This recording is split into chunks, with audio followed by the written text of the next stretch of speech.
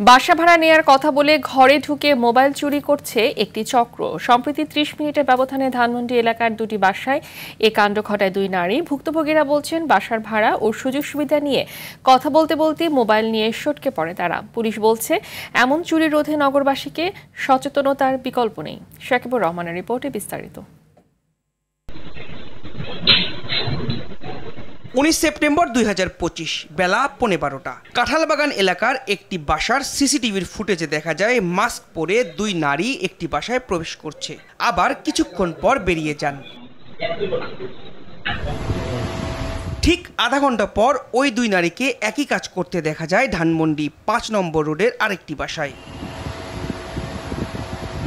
ধানমন্ডির বাসিন্দা জানান, দুই নারীর একজন তার সঙ্গে কথা বলতে থাকেন, আরেকজন মোবাইল চুরি করে নেয়। আমি আমার হাজবেন্ডকে ফোন দিচ্ছিলাম, সে আবার ফোন ধরতেছিল না। পরে আমার তাৎক্ষণিক মনে হলো যে সে তো মোবাইলটা রেখে গেছে ওয়াশরুমে। পরে আমি তাড়াতাড়ি ওয়াশরুমের দিকে গেলাম, যে দেখি যে চার্জ থেকে মোবাইলটা নাই, তারটা ঝুলছে। তারপরে সে ইন্টারকমে ফোন করে দারোয়ানদেরকে বললাম, তো ওরা বললো যে ম্যাডাম চলে গেছে। তারপর দারোয়ানরা দৌড়ে পিছন পিছন গেল, কিন্তু ওরা আসলে আর খুঁজে পায়নি। দুইজন মানুষ আমার দুই পাশেই ছিল। আমি আসলে ওই মেয়ের সাথে কথা বলা অবস্থায় সে কিভাবে যে চার্জটা খুলে ফেলছে আমি তো আসলে এটা খেয়াল করতে পারিনি। তারা চলে যাওয়ার কিছুক্ষণের মধ্যেই মোবাইল চুরি হওয়ার বিষয়টি টের পান বাসার মালিকরা।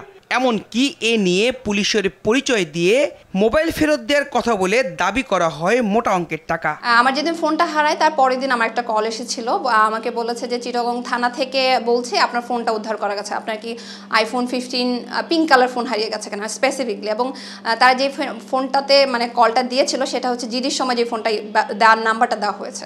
সো আমি শিওর ছিলাম যে যেহেতু আমার ফোনের তারা ছবিও শেয়ার করেছে আমার ফোনের, তো যেহেতু আমার ফোনটাই ছিল প্লাস হচ্ছে এই নাম্বারে কল আসে, তার হয়তো থানা থেকে আমাকে ফোন দিয়েছে।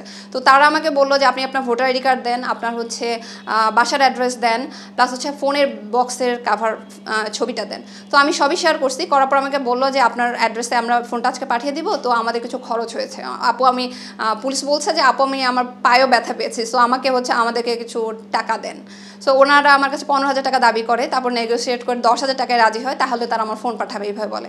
পুলিশ বলছে সিসিটিভির ফুটেজ দেখে চোরদের শনাক্তের চেষ্টা চলছে। কয়েকটা ঘটনার তথ্য আমরা শুনেছি, বিশেষ করে টুলেট লেখা বিভিন্ন বাসায় গিয়ে সুযোগটা নেয় তারা, একজনকে কর্মব্যস্ত রেখে আরেকজন নানাভাবে কৌশলে মোবাইল ফোন অথবা মূল্যবান জিনিসপত্র নিয়ে যাচ্ছে। এই ক্ষেত্রে কেউ যদি আমাদের কাছে লিখিত অভিযোগ দেয়, অবশ্যই আমরা প্রয়োজনীয় ব্যবস্থা গ্রহণ করব। অপরিচিত কাউকে বাসায় ঢুকতে দেওয়ার আগে আরও সতর্ক থাকার পরামর্শ ডিএমপির। যখন আপনার বাসায় অপরিচিত কেউ আসে, অবশ্যই সতর্কতার সাথে সাবধানতার সাথে তাদেরকে মোকাবেলা করতে হবে। শাকিবুর রহমান, RTV, ঢাকা।